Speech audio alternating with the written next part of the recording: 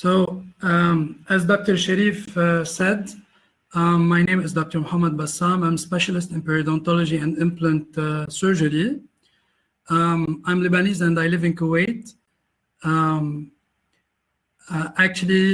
I've been working as soft and hard tissue reconstruction for over 7 years now, and full mouth rehabilitations. And this is my Instagram. Actually, it's easy to find me on Instagram. I'm glad to be with you and honored to be with you in the first International Online Congress of Biological Bone Augmentation. I've seen a lot of these of my colleagues presenting, and I'll be taking the soft tissue today. I'll be talking about the soft tissue. We will be as well live on Instagram on my account. I'm happy to be with you, honored to be with excellent experts and the speakers internationally from all over the world. Just to tell you that this epidemic, this pandemic that we are in, made us close more and more, and almost every day there's webinars, 2-3 webinars per day. It's excellent to share knowledge. Today, as I'm going to talk about mucogingival surgery around implants, we're going to talk about why we do these surgeries and how we do these surgeries. As this pandemic is all over the world, and they're trying to find a cure, a treatment for this COVID virus, and they need studies to make sure the treatment is right. So behind every single word I'm going to talk today, there is studies, and you will find the studies just on the bottom of the screen. So first of all, I'm going to start with a perfect case. This patient came to my clinic with two anterior teeth that were loose and needed to be extracted. No orthodontic treatment is capable to bring these teeth inside, so I had to extract and place 2 immediate implants. And then I had to open and temporize and reconstruct the soft tissue. This is the buccal view. Also, the 2 adjacent teeth, we prepared them for veneers, and this is the final outcome.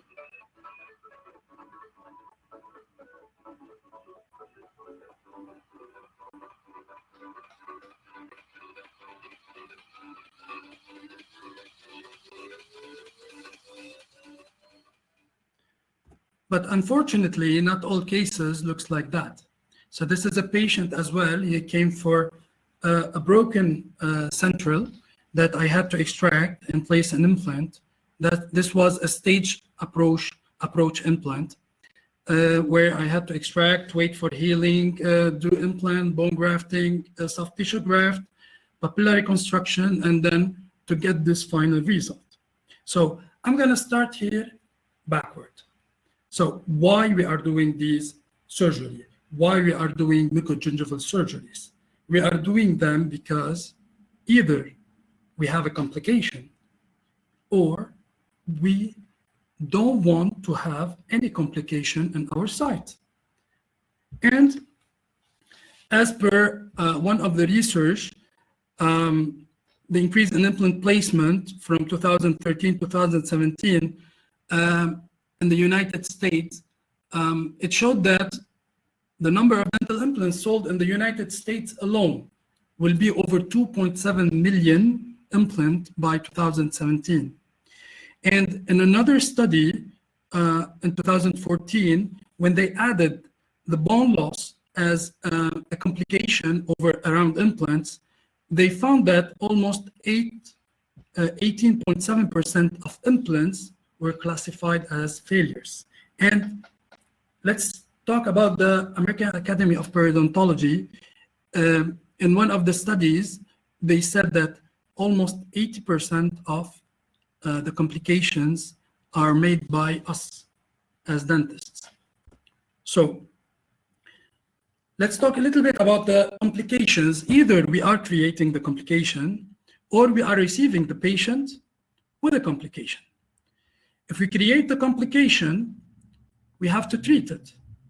So we are on the other side, on the side where we have already a complication, or the best thing to do is to prevent them, is to avoid them, so we can get a satisfactory outcome and we can, and the patient will be satisfied.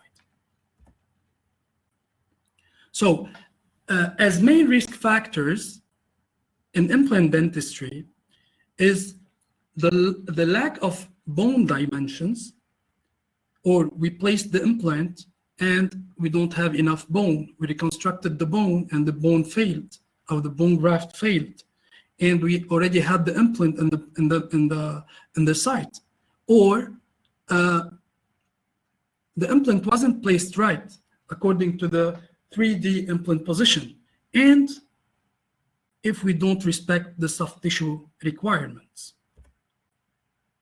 So let's start with these cases. No one liked to have these cases in his clinic. The first one here, I can see 2 implants placed in the molar site. First of all, the space is not enough. The space is too small for 2 implants. Plus, I have this big abscess here. So the first thing happened, the thing that happened here is the failure in planning. And if you fail to plan, so you're planning to fail. As well here, these 2 implants were placed. I received this patient like that. These 2 implants were immediately placed. I think it's not in the perfect, the proper 3D position. I can see the implants through the soft tissue, means that when I elevate this flap, I will have a disaster. I will have a loss of the buccal bone. I have exposed implants. So I'm not gonna be a hero and try to save these 2 implants. As well here, the patient, I received this patient as well with 2 implants placed plus bone grafting.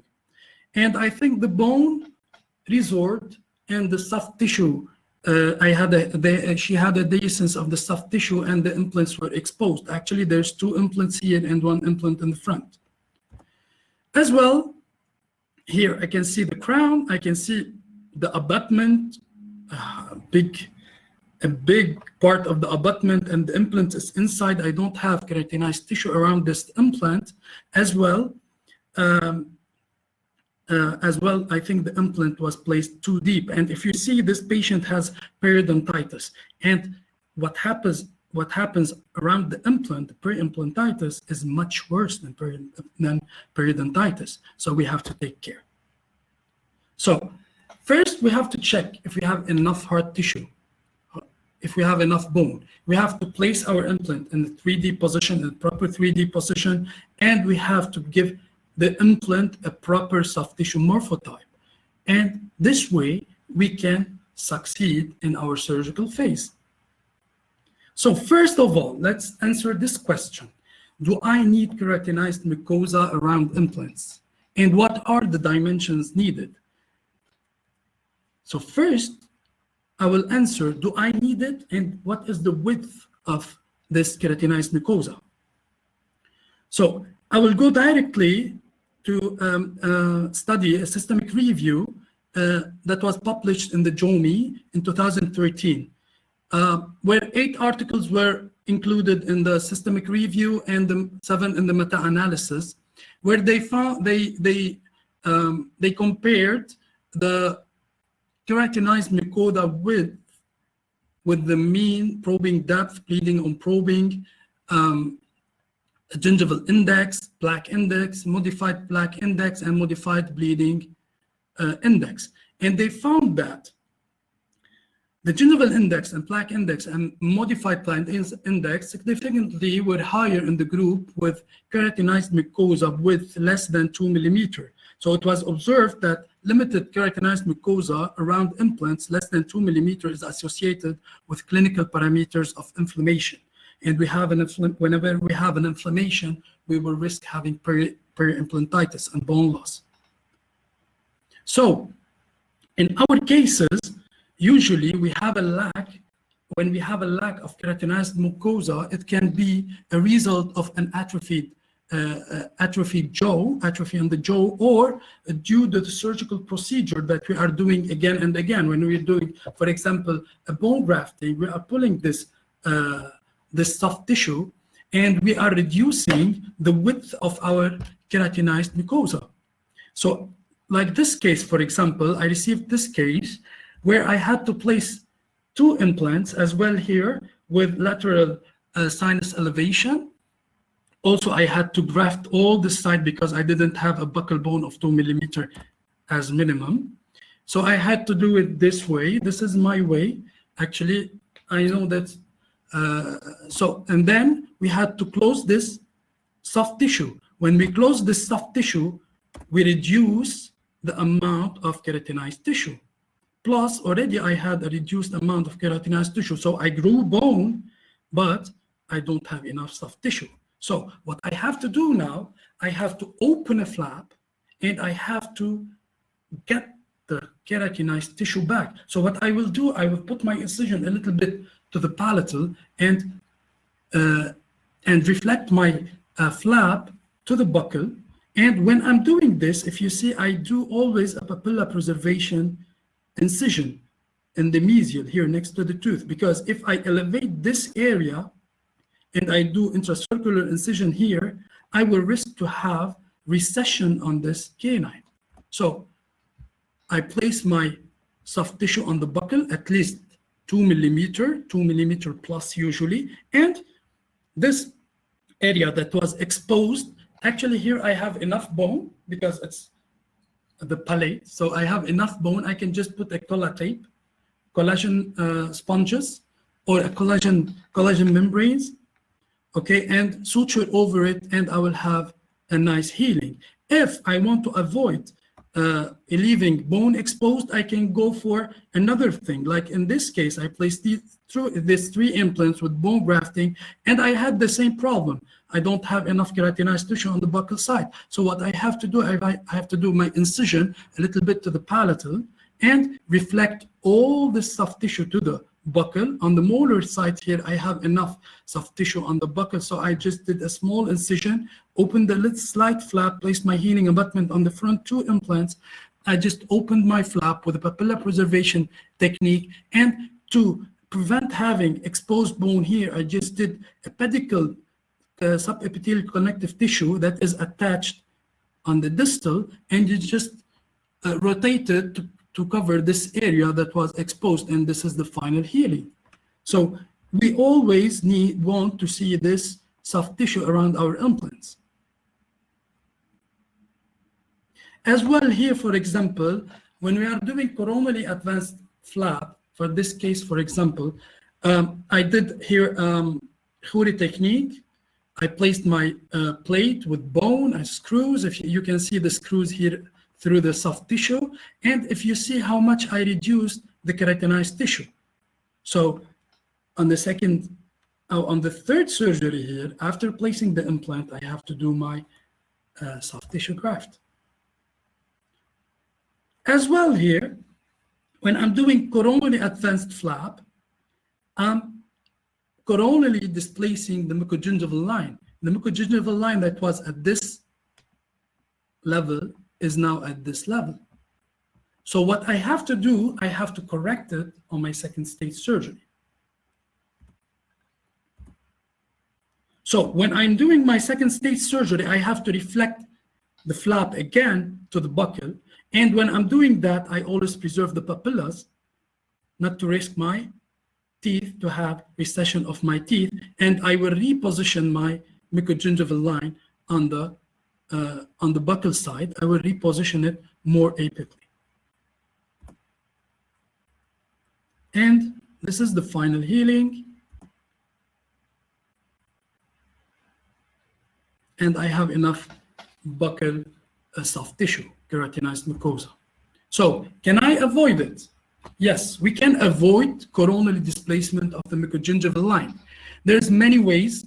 First, by a free gingival graft, by pedicle subconnective tissue graft with biomaterials, some kind of membranes, and stage approaches. So first of all, for example, in this case, if I have to close this area, I will lose all the buccal keratinized mucosa. So what I can do here, I place my implant, I do my bone grafting, graft the gap, whatever you want, and then I would just grab a free gingival graft that looks like the socket itself. I will just suture it, and then this is the healing after 10 days. So after 10 days, I'm having connective tissue here that will have epithelial layer on it. And this way, I didn't jeopardize my mucogingival line or the keratinized mucosa on the buccal side. Plus, I had enough, I got extra keratinized mucosa on the side.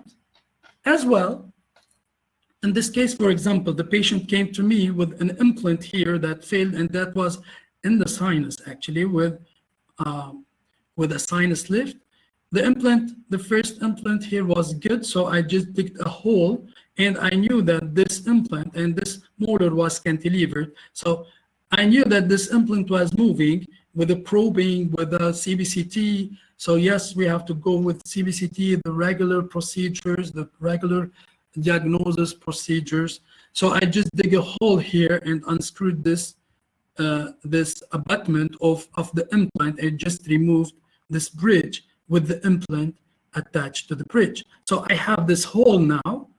I was lucky not to have a perforation in the sinus. So what I did here, I did a pedicled subconnective tissue graft. So what I do here, I do first my incision, I go split thickness, and then I will do a cutting in this area, okay? And this connective tissue will be reflected to close the hole. So I have to dissect on the palate, and then I have to dissect my connective tissue and keep it attached on the mesial. And then I have to dissect this area. If you can see here, the connective tissue that is still attached.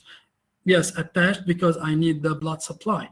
So, and then I have to do a dissection in this area where the connective tissue will go. And then I'll go in with my suture, get my connective tissue in 2 points, and go out here and just pull and tie it. Now I have the connective tissue here going from the mesial all over the socket to the buccal. When we are doing this, make sure that at least your connective tissue to cover the buccal bone 2 to 3 millimeter at least. And then I do my suture. As well with biomaterials, for example, here I placed my implant, my bone graft. I want to cover this. I don't want to lose any of the keratinized mucosa. As well, I don't have a lot on the buccal bone, on the buccal side. So here, what I used Mucograft. The Mucograft, it favors the proliferation of epithelial cells, and this is the healing after 10 days, and this is after 20 days, and this is after 30 days. So here, I didn't jeopardize my buccal keratinized mucosa, and I had extra on the side, so on the occlusal area. So there's other biomaterials like the PTFE membrane that you put and you can remove it later on, the titanium foil as well. There's many biomaterials that you can use, but let me tell you, the Mucograft thing is not evidence-based. So, or I can just say, I'm not a hero, I'm just gonna stage it. I extract here the patient, I extract for the patient, and I waited. This is the second case that I showed you. I extracted for the patient and I placed this tooth back as a provisional, and I waited for soft tissue healing. So I'm gonna speed it up a little bit. So how much the thickness that I need.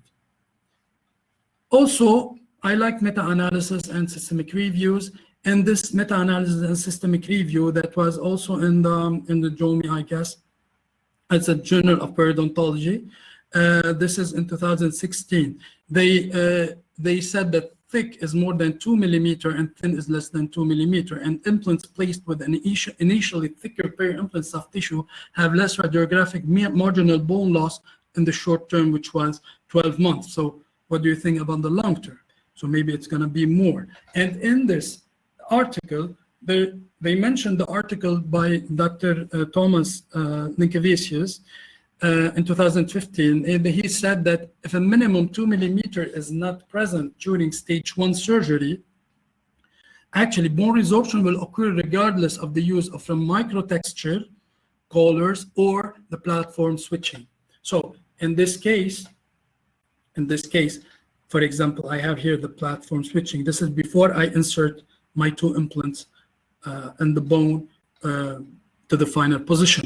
What I need to see how much is the thickness.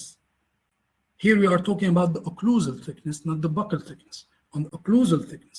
And from where he got the idea, he got it from the biological width. We need enough soft tissue on the occlusal area to rebuild the biological width around the implants. In this case, for example, after 1 year follow-up, I placed 2 implants, 2 different implants, but the same surgeons, me, I'm doing them.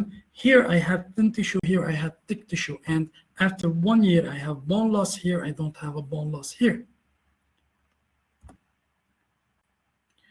As well, I want to go through this article because it's important, and this is in 2012. Yes, it's a case series. It gives us an idea. And they concluded in this article that the presence of less than 2 millimeter of keratinized mucosa around dental implants in erratic maintenance compliance, meaning patients that coming less than 2 times per year, seems to be associated with peri-implant disease, and the lack of keratinized mucosa constitutes a site-specific phenomenon independent of the keratinized tissue present in the adjacent dentition. Means that if I have keratinized mucosa on the adjacent teeth, it won't affect my implant. If I don't have, it will not affect it positively if I don't have enough keratinized mucosa around my implant. And as well, in the presence of keratinized mucosa band less than 2 millimeter, the patient couldn't brush properly. Yeah, so the mean band should be 2.5 and more, where the patient reported maximum comfort during brushing. And not all our patients, yeah, I know that there's many articles that they say, okay, so with good oral hygiene, we will not have bone loss, and the long term of the implants will be, the long-term stability of the implant will be good. We will have a stability of the bone, yeah, but not all our patients have 100% oral hygiene. And this patient will come back to you. If you did something wrong, he will come back to you. If you get an abscess, he will come back to you. So this is. So to summarize, we need keratinized mucosa around our implants. We needed 2 millimeter of width at least, and more than 2 millimeter of thickness. So more than 2 in width, more than 2 in thickness. So how do we, I'm going to go through cases, case by case, in different scenarios. First, in the atrophic mandible, I know that most of my colleagues were presenting about Khoury technique, where we have atrophied mandibles, atrophied maxillas, and they did the plates and all of this, and bone reconstruction, beautiful bone reconstructions, yes, but at the end of the day, they don't have keratinized tissue. And how are we going to manage it? So in this case, for example, I could place 3 implants. I extracted the root here on the premolar. I placed 3 implants, decortication, bone augmentation, and then I did the hard part, elevation of the lingual flap, dissection of the mental nerve. So we did the hard part, bone reconstruction, and all of that. And we grew bone, yes, but I don't have enough keratinized tissue. I have a band of 2 millimeter only. So if I need 2 millimeter on the buccal, on the lingual, I need at least a 4 millimeter that I can split in the middle. So what I will do, I will just go to my palate. It's a good reservoir. I just take from the area of premolars. I go mainly forward then backward. I go to the first molar, maybe a little bit distally. I had one from third premolar, third molar, to the lateral ones, a big one. Yeah, we're gonna talk about the dimensions in a few minutes. And I removed my connective, my free gingival graft. I placed a collagen sponge, and then I sutured over it, and I always put periacryl over it just to, and palatal plaque as well, so to reduce the pain, any pain that can happen, bleeding, all of that. So this is the soft tissue, the free gingival graft, and the thickness here, for example, it's 2 millimeter. Okay, I try mainly to go a little bit thick, but when I take it thick, I remove all adipose tissue, all fat tissue. I just keep the epithelium and the lamina propria. And here I go to my site. I do my dissection, split thickness. I expose my implants with healing abutments in place. And when I dissect, there's two ways to solve the extra tissue here. Either you can cut it or you can suture it. You will see cases with suturing, cases with cutting. So I placed my free gingival graft in place, sutured it. How I suture, I try to connect the edges first and then go with horizontal matrix. Okay, and here I didn't go through the tissue, I went around my healing abutment. Took the periosteum and tie. Go down, took the periosteum and tie behind my healing abutment. And this is the healing. So here's a video of the case.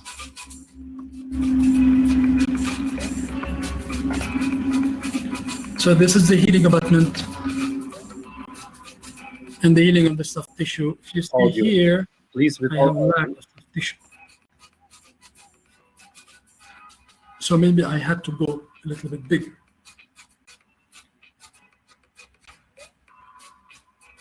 And these are the final crowns. So what are the dimensions of my free gingival graft?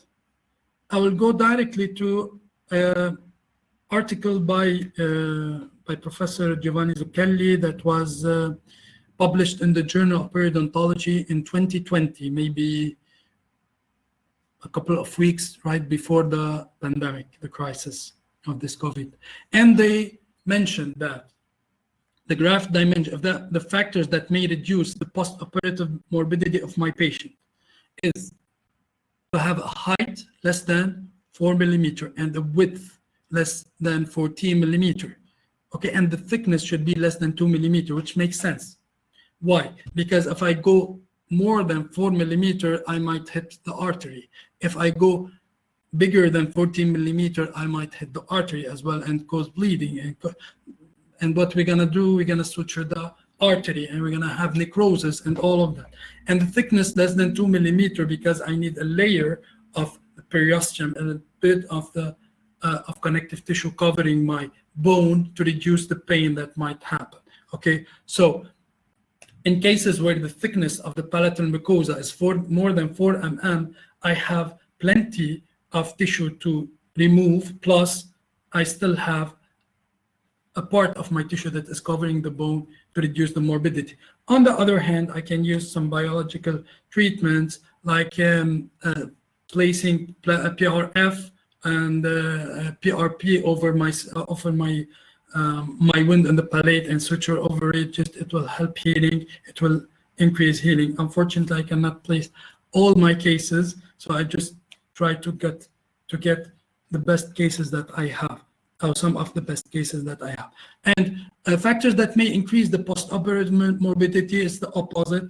If a height of the graft is more than 4 mm, width more than 14 mm, and thickness more than 2 millimeter of the of my free gingival graft, and thickness of the palatal mucosa less than 4 millimeter, which will reduce the amount of soft tissue covering the bone.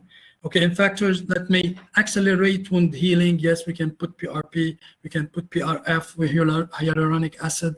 Always my patients go out with hyaluronic acid prescription. In this case, for example, we grew bone, placed my 5 implants, And here in the medial, on the first two implants, I have like a 4 plus millimeter of bend, so I can cut it in half. But here on the 3 implants in the back, I had to go for soft tissue for free gingival graft. I did my dissection, sutured my my flap, got my free gingival graft. This is the periosteum I reflected over of the bone. This is my free gingival graft in place. Yes, I went a little bit to the back, but please be sure that your free gingival graft will shrink. Some articles said that shrinkage can go up to 50%. So in this case, I took a real small bend, a 4 millimeter bend, and I end up here with a lack of soft tissue. And now the patient is having discomfort. These are my implants. We stored them, but if you look at this implant, I started to have bone loss here. And on this implant, the patient is having some discomfort. So now I'm gonna go again to get a soft tissue in place. So in this case, for example, replacing 2 implants as well. Turn off the audio of the video, only of the video. Okay. We cannot hear your video set. Okay. So this is the case. Can you hear me? Okay, hope everything is fine. So this is the case after placing the implants and regenerating the bone. I did my dissection, placed my 2 healing abutments. I went to the palate and I got soft tissue that looks like my site exactly. I placed my soft tissue, sutured it, and this is the final result. And this is the soft tissue. I have enough keratinized tissue on the buccal all around my implants, and this is the final crowns. So in another case where I have lack of keratinized tissue, width and thickness in the maxilla, for example, in this case, I have a depression in this area. As well, I don't have enough keratinized mucosa on the buccal. So what I have to do here, I went for the roll technique, or modified roll technique. I start with my incision in this trapezoid shape. This is the soft tissue, the connective tissue that I have. Okay, then I will continue my incision, preserving the papilla here, away from my implant here, at least 3 millimeter. And this is my soft tissue that I will dissect, and I will have it attached to my flap. And then I will roll it in and suture it. In these cases, make sure that you go beyond the implant at least 4 to 5 millimeter, because you're going to be short in this area, because you're positioning your flap on a bigger arch. So this is the case. This is the soft tissue, and this is after temporization, and it's ready for a crown. I will go to this case now. This is a bit complicated case. The patient came to me, was sent by the prosthodontist. She visited the prosthodontist to change the prosthesis that she had on her implants. Actually, the prosthesis broke, so she had to change it. When he was placing his temporary abutments and trying to do something or changing the bridges, the patient started to have pain here, and she had an abscess here. So he sent her to me. I removed this implant, and I found some impression material on the implant. Seems that she had an immediate loading, and the doctor took for her an impression. And the impression material went inside the socket, and we had to remove this implant. As well, the 2 implants in the front, she had pain on one. I told you that she had an abscess here, and she had slight pain. Okay, and when I opened my flap, I saw that this implant I have vertical bone loss on this implant. Of course, I saw it on the CBCT first, as well on this one here on the buccal. So I had to remove these 2 front implants, the one in the back. This one I tried to save, I just did my bone grafting on this implant, bone grafting all this site, and then I placed 2 in the front. Here I tried to cover it. Here, 1 implant, and the one that I did bone grafting on, I just exposed it, and I have an implant in the back.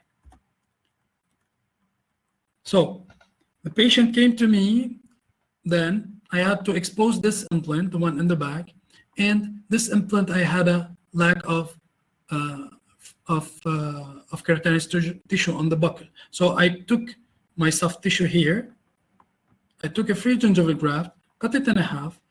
The one in the back, I just removed the epithelium, and I have a connective tissue graft now. And here I have a free gingival graft, both from the same site, and I just sutured them. So the first one, open the flap, the one in the back, open the flap, placed my connective tissue, sutured it, sutured the flap over, and sutured the free gingival graft as well. So this is the healing. I have a nice thick tissue on the buccal. Let's go to the other side. As well, I have an implant here. If you remember, I removed the implant in the back and I placed another one. Now I don't have keratinized mucosa. And here as well, I don't have keratinized mucosa. I have to expose this implant, the one in the back, on the premolar side. And as well, this one is on premolar side. So I did my design as well here. If you can see, I have an exposed, the implant is a bit exposed. So what I did have epithelialized graft that is pedicled, attached to the buccal, and I'm going to move it to the buccal side. So this is my graft attached here. Exposed my implant. I have enough bone here, and it's split thickness. I still have tissue here, periosteum, and some adipose tissue and some connective tissue as well. And this is my soft tissue graft, the pedicle soft tissue graft, attached on the borders. Then I will remove the cover screw, place my healing abutment here, and suture it. And this is the healing. So next,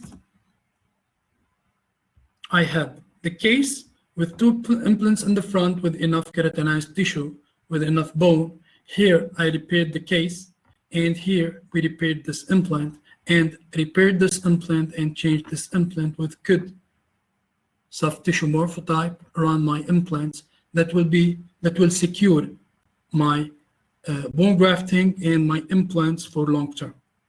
And I think now the prosthodontist is happy. I placed for him multi-unit abutments for screw retained prosthesis. So in this article, it's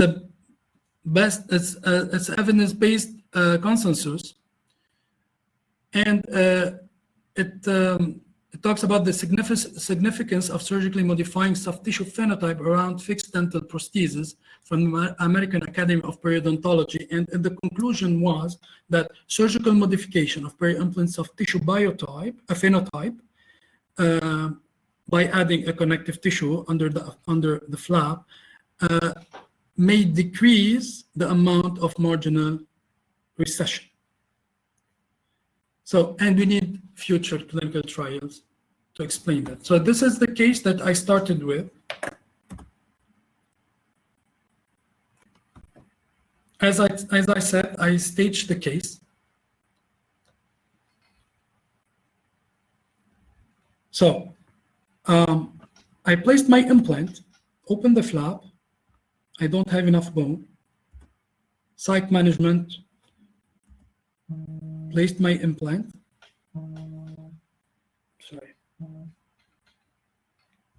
Placed my implant, did my bone grafting,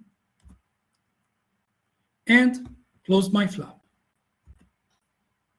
Next, I have a build site with implant inside, but I have lack of thickness of the soft tissue, and I have a depression actually here, and I have plus the buccal papillas. You can see this papilla, it's high, but on the buccal, I don't have enough papilla.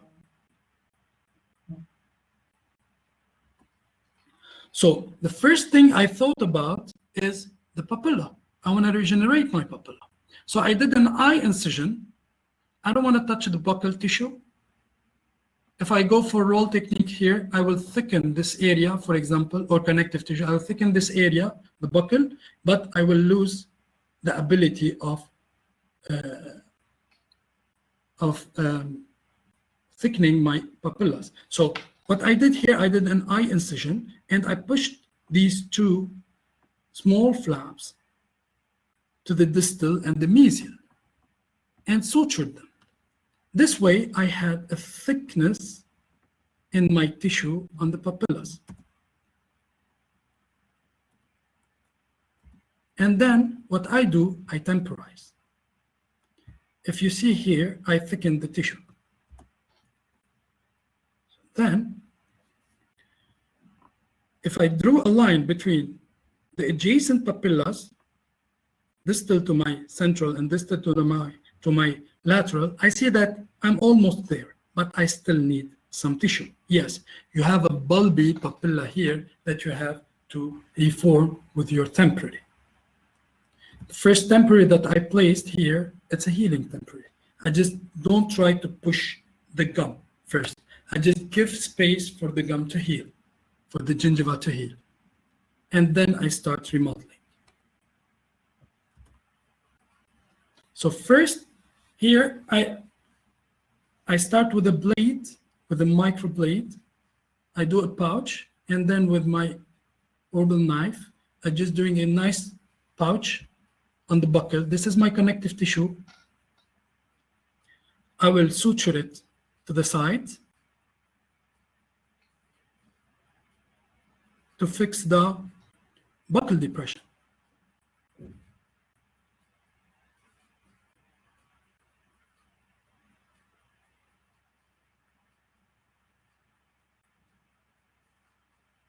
So I suture it, and then I suture it.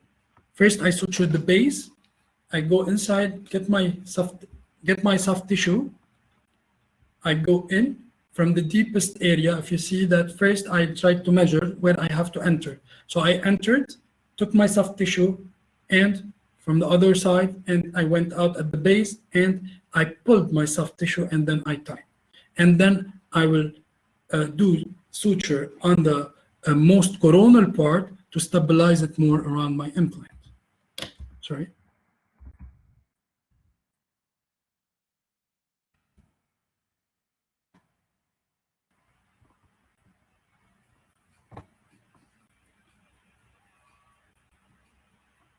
So here I sutured on the base, and here I'm suturing at the most coronal part.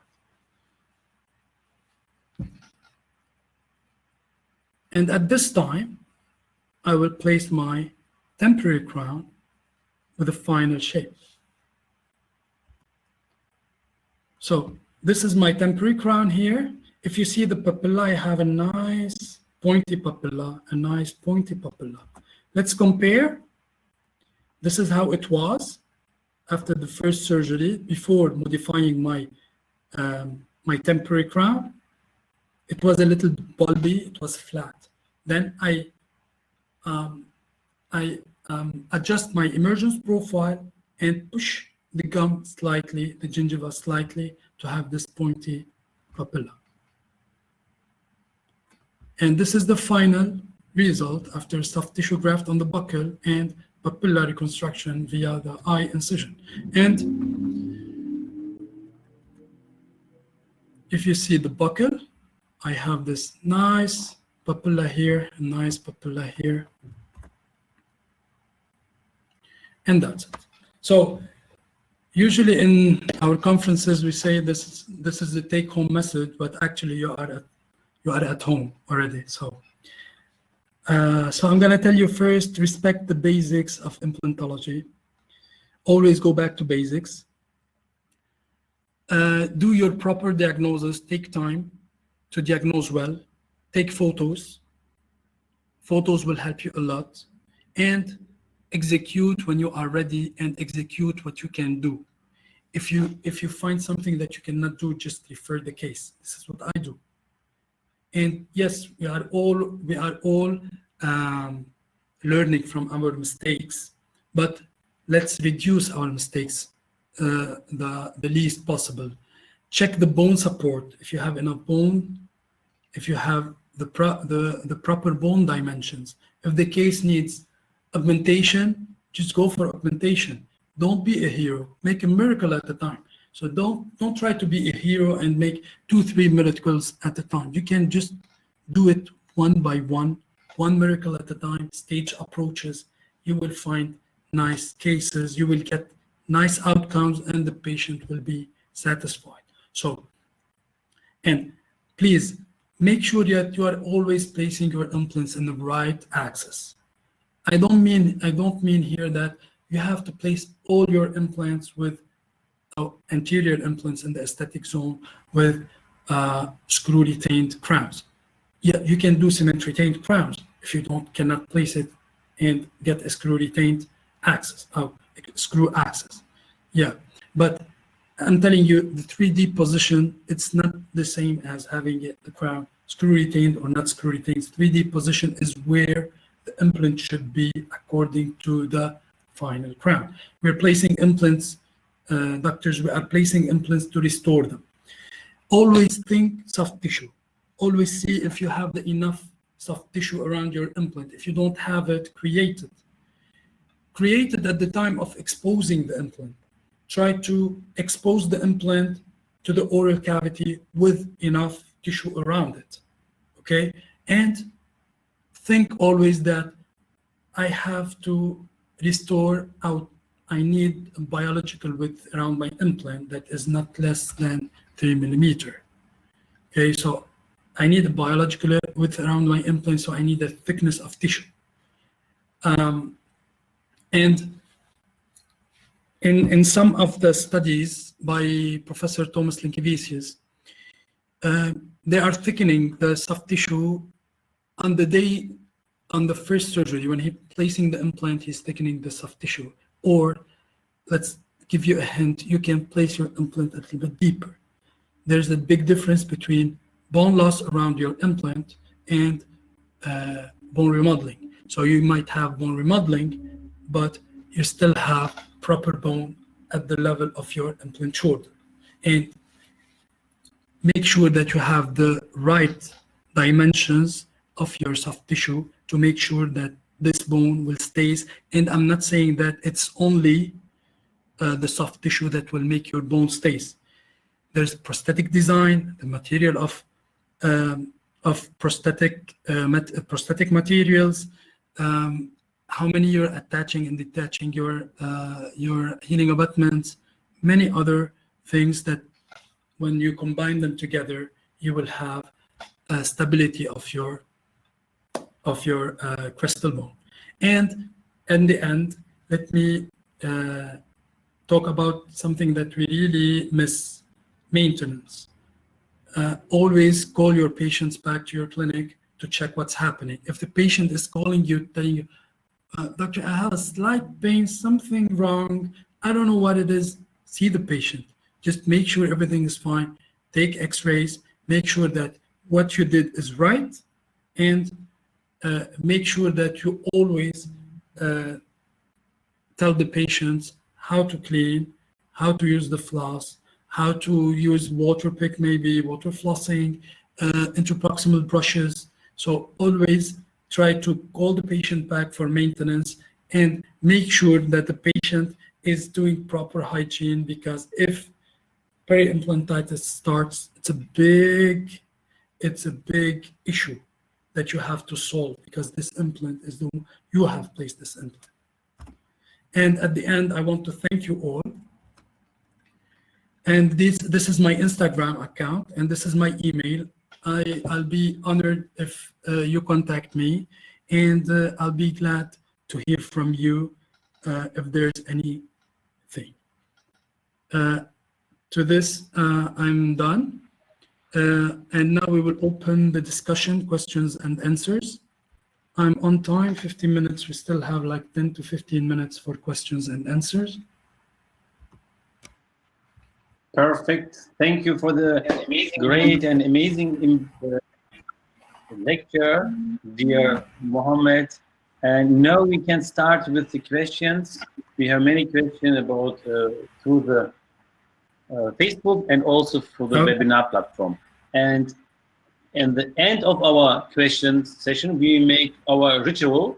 This means every colleague, which is now online with the seminar, make please a selfie, and then you share it on your social media account. That the social media account called Explosion. Okay, but first of all, the questions. So, Dr. Ritika Gupta is asking what guidelines to be followed for anterior single tooth implant for symmetry.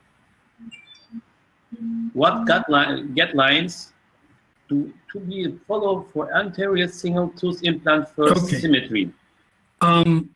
First of all, if this implant will be immediate implant or not, it's actually, if I want to answer this, I need a whole lecture.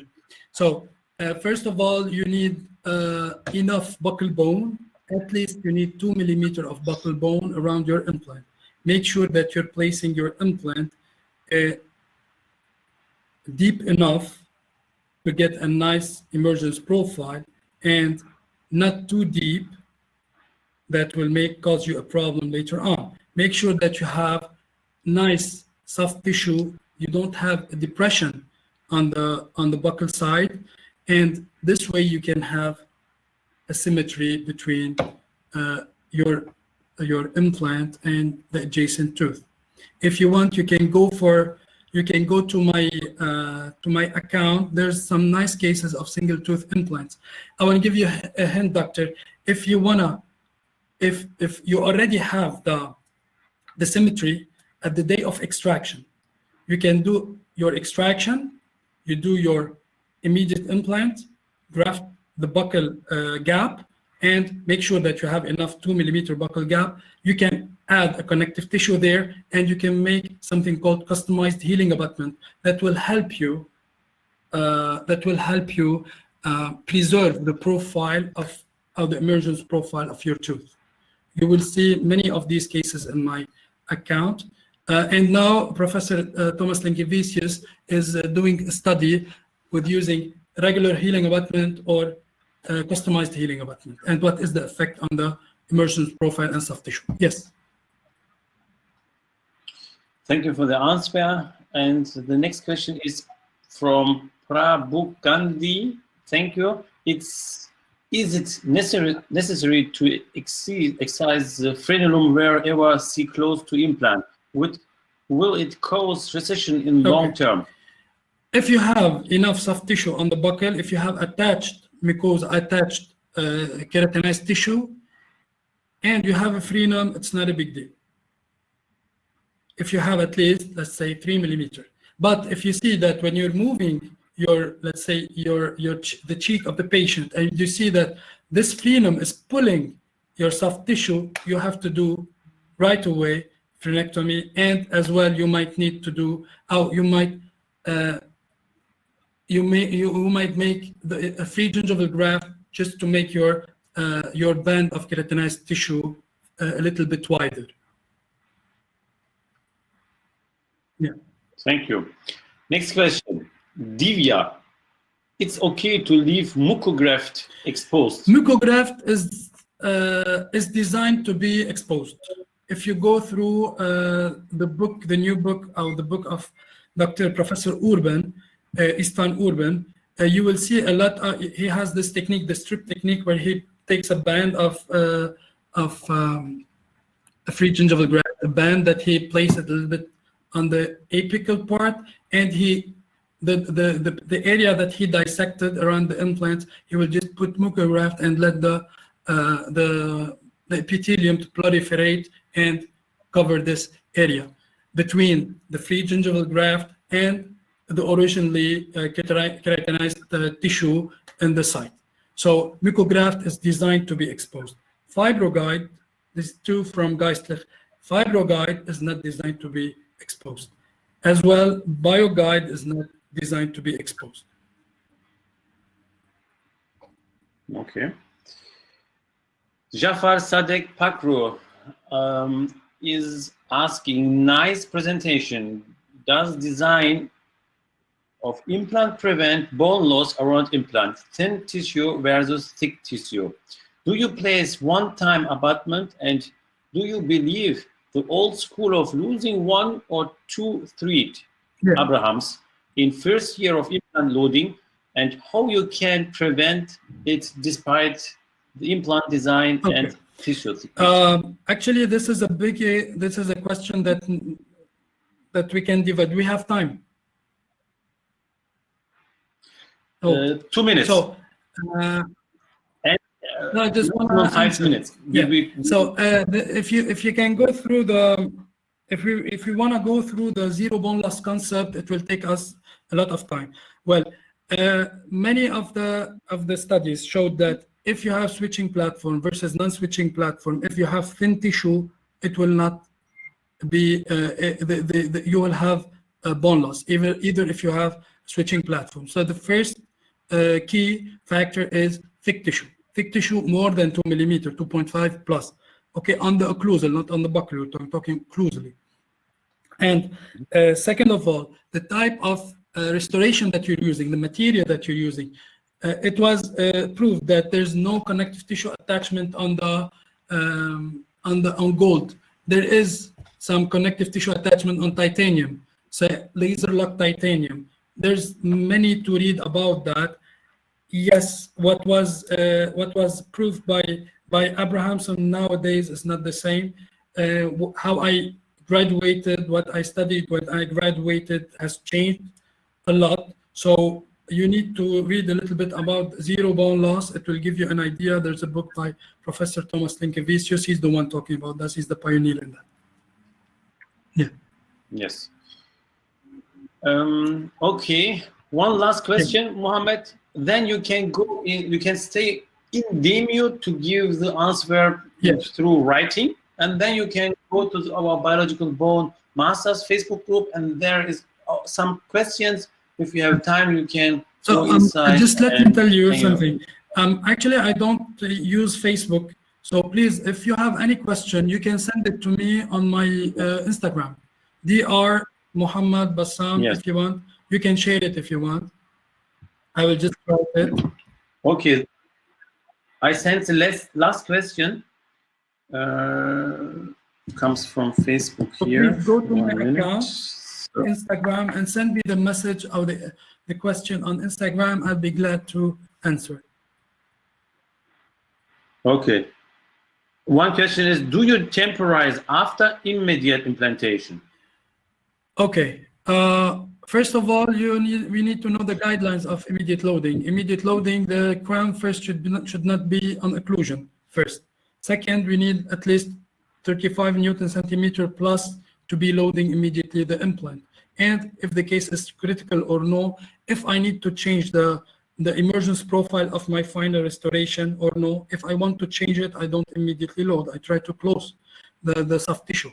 If I have less than 35 Newton centimeter, I will not immediately load.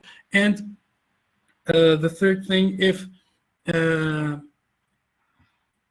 I cannot put the tooth out of occlusion, I will not immediately load. Personally, I don't do immediate loading a lot. I don't like it. I don't like that the patient comes to me after a month with loosening screw, and I don't know how to screw this crown back. With, let me say, I want to sleep at night. I don't want to take this implant to go out. Yes. Okay, so personally, I don't go for immediate loading unless it's needed. I don't have another option. Thank you very much. For the 1 second. I can just get what I get from immediate loading with customized healing abutment. And I hope we see us sometimes after the Corona crisis when we have time and to travel to some place. Do you was in Turkey someday? Actually, yeah, I went to Turkey. We went to the Blue Mosque. We went to Hagia Sophia. I was actually in Istanbul. Yeah. I was in Istanbul. Yeah, that was in amazing. It was an amazing trip. You have a beautiful country. I've never been to Germany. Maybe soon. I would like to thank you for inviting me and for having me as a speaker on this international congress. And I'm happy to have any questions from the attendees through my Instagram and or via email. Thank you very much, Dr. Sharif. It was wonderful. Wonderful. No, I want to give first time in the 5 days information that we are planning, Mohammed, and offline version of this meeting, of this Congress in Istanbul next year, with excellent speakers like you. You can come again to Istanbul to refresh your